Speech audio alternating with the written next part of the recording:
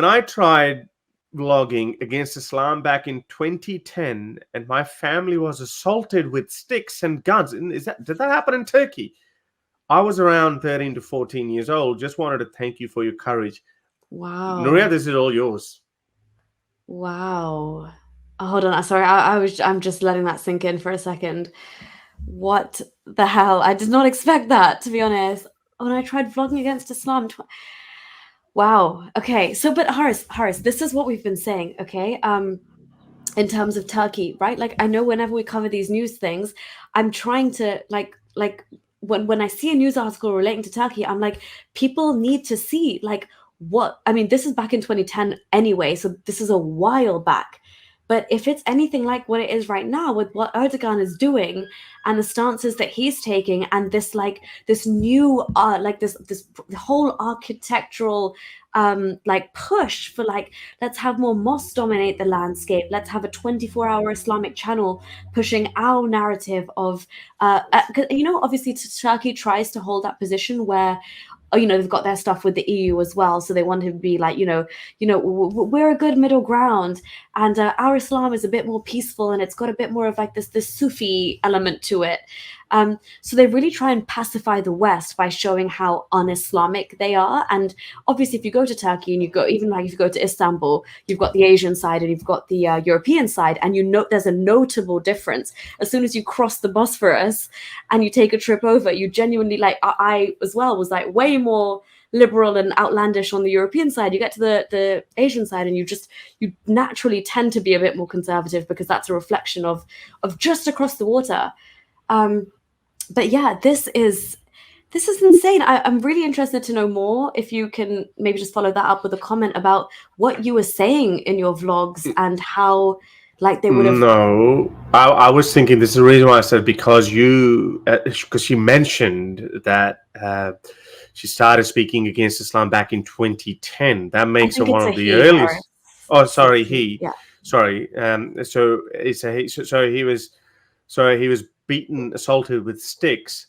So I think you deserve a story. Sorry, I'm really And sorry. I guns. couldn't tell. With guns too. Yeah. So that is trauma, and you were only 13 to 14 years old at that point. So look, you're more than welcome to come to our show. I think that would be that warrants for a Proper for your discussion. story. Yeah, Yeah. it is way more than a casual super chat, what you've been through and like what you were trying to do at that age, which is also, I'm sorry, that's a very, very clever 13-year-old. Oh I wish yeah. I knew at Oh 13 that, yeah. this was all a load of baloney. I really wish I knew. I would have been a genius by now, or a lot closer to being one. There's a lot of wasted time, but yeah, that you want to thank us for our courage, but I say that's mad courageous at that age, in that environment, with that potential backlash. Also, just the fact that you found the truth at that age, but to then act on it and receive that backlash, and if that's what silenced you all these years, then I'm so sorry if that did kind of like scare you into silence, because that's Islam's MO. That is Islam's modus operandi. Let us force you and threaten you into silence. That's what we were seeing even in Haris, the ex-Muslim Indian Sahil, when he went on the channel. You can see the imams underneath. They're scared when Sahil opens his mouth because they're like, you're uncovering our garbage. You're uncovering the secrets. You are telling the world the reality. And they are the reason they go wild and they attack and they get angry. One of the guys said he was committing treason during the debate is because they are so afraid that the truth is coming out, and that's how they want to silence you. They think threats are the way to keep you quiet.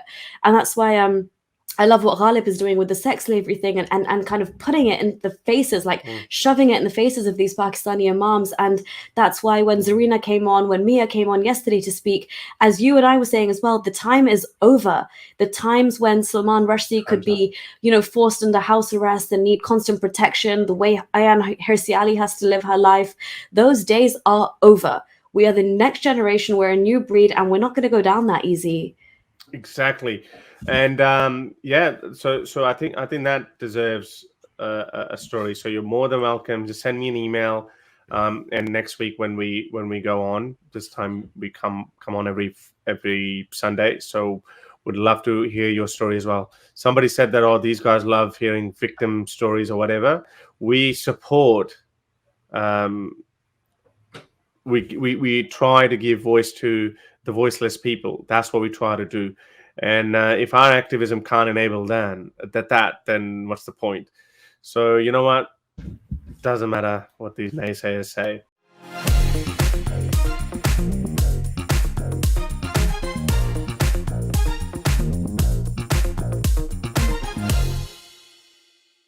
We shared this message earlier from Batuhan. He's a Turkish ex-Muslim. Last week he said that he was attacked when he was when he made videos Flogging. critical of Islam. Yeah, Yeah.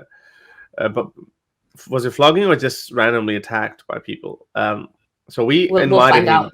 We'll Yeah. find out. So we invited him to share his story, and so he's just joined the studio, and we're gonna take him on, and we're gonna talk to him.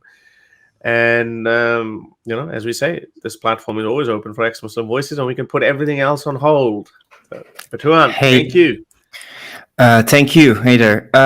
So I'm kind of reluctant to share my story because I'm sort of in a privileged place where, yeah, something terrible happened, but it didn't really affect my life in any way because I have secular parents who didn't care, or I am kind of used to violence. Like my father grew up in a rougher part of Turkey, so his friends are typically persons like that carry guns and get into fights. So like I didn't see violence for the first time in my life.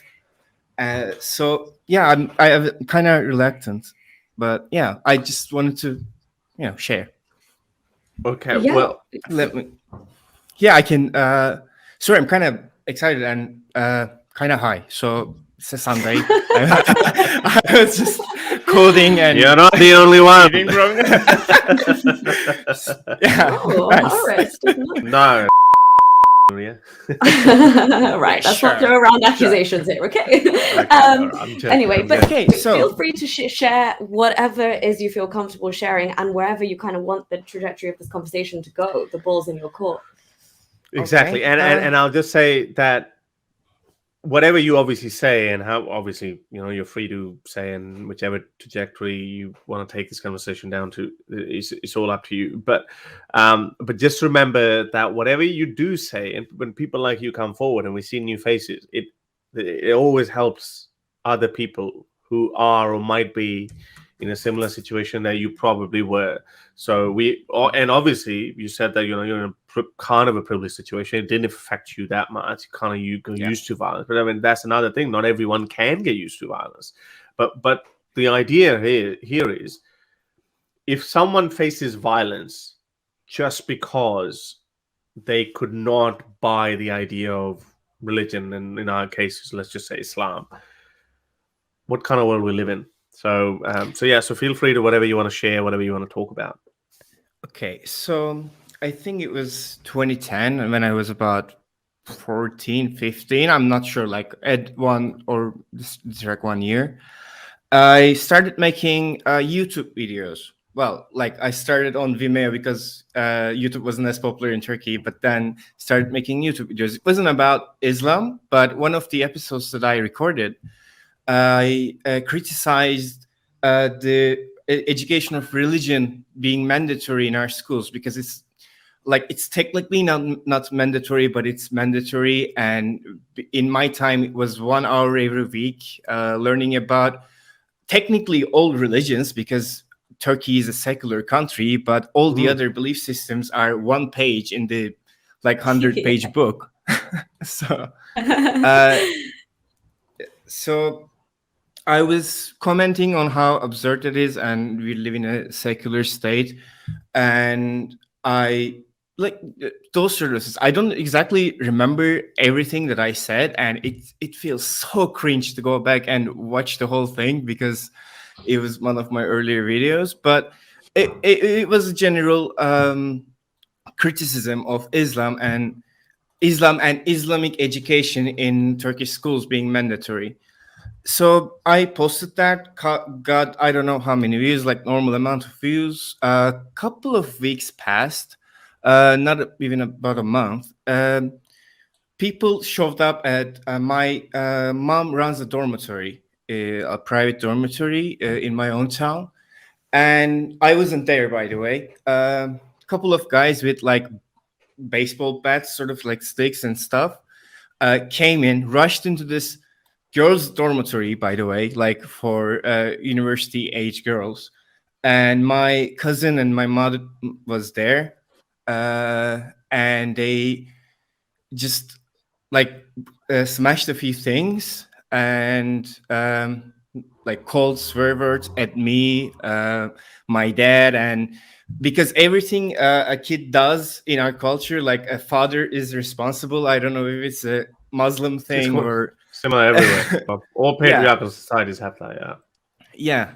yeah, sure. So they smashed a couple of things, but my like one of the people like called my father, and my father has like at the time had people around him. Like we were running a few businesses, and he had his like driver. He didn't have a bodyguard like officially, but he always had an assistant kind of person, like a right hand man and a driver with him. So they came, and they always had like guns in the car. So like gun beats sticks. So they left. But a couple of nights passed, and my father's car, like Jeep in front of his bar, was shot with weapons.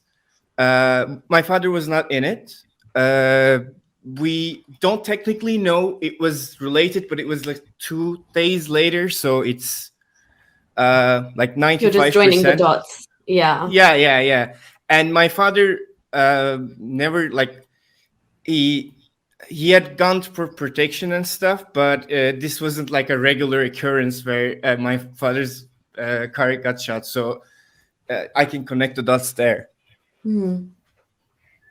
Mm. But my my family for the like first week, I think, didn't even tell me because they were, and they're always like they got COVID and didn't tell me for a month. So that's kind of their thing. My father got arrested once. I learned like 3 days later. So this is uh, normal. This is something I discussed with my therapist, but not related to our subject. Uh, yeah. So they after they told me, I they wanted to see the video. So that's how the conversation started, and I showed them the video. I they didn't comment. They asked me to take it down. I Okay. took down whole my channel, and at the same time there was this online harassment campaign uh, growing by that day standards. It wouldn't be too big Mm. today, but there are like pages of like derogatory words against me still up online in places. There is this online community, like you can think of it as a subreddit, but it's not a subreddit, but it's that kind of community. They got together and started posting my uh, like father's company's address, my phone number, and those were like I had a Damn. domain, and those are Yeah. public information, sort of. Yeah.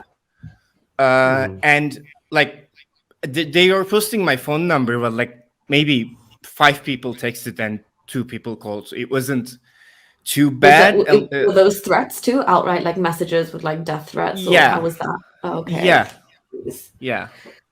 But nothing bad happened after that. Like that online harassment thing lasted about a week or two. As I said, like it's sort of something that I like when I meet some new people. This is like a conversation starter for me. Like I send them a link where people just swear at me. It doesn't really phase me. I don't really care about what people tell me about myself, Mm. and the threats, like living in Turkey and being in Turkish social media, 99% of threats are just empty. So Yeah. Oh yeah. that didn't really phase me at the time. Like, yeah. So nothing really bad happened. No one got injured. It was just something that lasted a few weeks, and it didn't really have a huge effect on my life. Except like if I continued doing YouTube, maybe I would be a YouTuber. That's the only thing that might have changed. Yeah, that's my story. Since I mean, I know you're saying like it didn't affect you, and there wasn't, thankfully it didn't, like the violence didn't escalate, and it was kind of those like one-off or controlled situations. Yeah. But how did your I feel like you've all handled it so well. You're like every party in this, your parents as well, and you. But how did your parents react? Like, did they have any anger towards you because all of this has happened Their because lives of were this turned one upside video? down as well. Yeah. Yeah, Yeah, this kind of things, like I said, like we are not uh, like my sort of businesses my dad dealt in, like having a bar. Like fights happen all the time, and we are not really like and my uncle was a terrible terrible guy who like ripped people off and stuff, and so there were people sometimes coming about that. Like there was never a shooting or something, but angry mobs of people coming to our door wasn't something really new, but it was new that it was about directly us. It's usually like yeah, even that girls dormitory, there was a lot of fights broken, like related to girls boyfriends being um, man in a man in Turkey in general. yeah, So like it wasn't something, it was personal, but my family, they did, um, with all their faults, they're never they're always protective of me. yeah. And even if my father was angry, my mother wouldn't let him show that anger to me, Right. Okay. because like my mom is the man of the house, if that makes Mm-hmm. sense. And because like she also had her own company and stuff, so she's never like financially or emotionally dependent on Nice. Yeah. anyone. And yeah, like it's just a small Wow. anecdote, but yeah, That yeah. probably to me sounds like, given what you've said, this is like the best possible outcome ever. Like this, normally you would think that first of all, your parents would think that you are putting yourself, obviously they're worried for a child, you're putting yourself in this great line of danger by making a video and expressing yourself and being creative. So while you can still be very proud of that, especially, because they're not very religious themselves, in the sense that like that it's not like offensive, that's one barrier down. Mhm. But then for them to also know that their son is on the back of all of these threats, as you say, like you guys have experienced this before, you're not new to like absolute violence and stuff, but most of the threats, as you said, in Turkey are kind of, it is just all bark and no bite, right, most of the Mhm. time. But Yeah, this was like, I mean, there was a real shooting at your dad's car. I mean, thankfully your dad wasn't yeah. in the car, and as you said, there's a lot of manpower and stuff around him. I'm sure he'd be prepared. But still a very very thing to a big thing to go through, and I feel like this is probably the best possible outcome. It seems like it's very healthily been dealt with as well. I'm always a lucky person. Oh, that's brilliant. Yeah, So then what did you do? Did you just lay low then and said, right, that's it, I'm going to pack this in, this is way too yeah, much drama than it's worth? Yeah. Like I could have gone with making videos on other stuff, Hmm. but I wanted to lay low and not be active online for a bit, except for like a couple of these small forums that I've been hanging out. Like I wasn't active on Twitter for a while when this Hmm. happened. I didn't post any videos. After a couple of months, I just never got back to it. So yeah, Yeah. I would have Yeah. never posted about Islam again, though. Like Oh, really? yeah. But do Is you that a want to go Nowadays, decision you now? made? I tweet all the time. Okay, So but like I'm not. do you miss making videos, or do you want to make videos? And is that something? Because obviously you feel about it very strongly, Mhm. and whether you feel, uh, you know, you probably don't feel victimized, or you don't think that you've paid a very heavy price. But Mhm. you still want to talk about it though, to do, because we want to live in a world where we can talk, where we can share our ideas. I think it's the ultimate human right. We should be able to speak freely. Otherwise, we're living in tyranny. No matter how people say that, why do you have to talk about it? Let's just say that. People say, why say things? I mean, if we take this particular right away, this is the only line between living as a free individual, no matter how much of an illusion that might be, because people try to water it down. People say, well, you think you're free? No, you're not free. You still have to pay your bills. No, okay. But then on the other hand, this is the only line that separates you from North Korea. And once you're not allowed to talk, then everything crumbles. Everything crumbles. I've always said it. Have a look at the difference between the Middle East is pretty rich. They've got tall buildings. They've got tax-free income. They're quite rich. Why no one wants to live there, though? Yeah, people might want to go there just to make money, but they always would want to come to a Western country. You're always Why? careful of what Because you're saying on WhatsApp as well. You can't. Are you talking hush tones? You can't criticize the men in charge. Definitely not the man in charge, the top dog. in some cases they might even have more. I'll finish this point. In some cases they might have even more money, but it's the ability to speak freely and share your ideas. I think it's the ultimate human right. So do you still want to do it though? Video production, no, because that's just too much hassle for too little reward. And I am a kind of a busy person, so no. But like, to your point, being free in Turkey right now is very, very hard. Turkey's situation is degrading so fast because we are getting closer to an election. Erdogan cannot win statistically.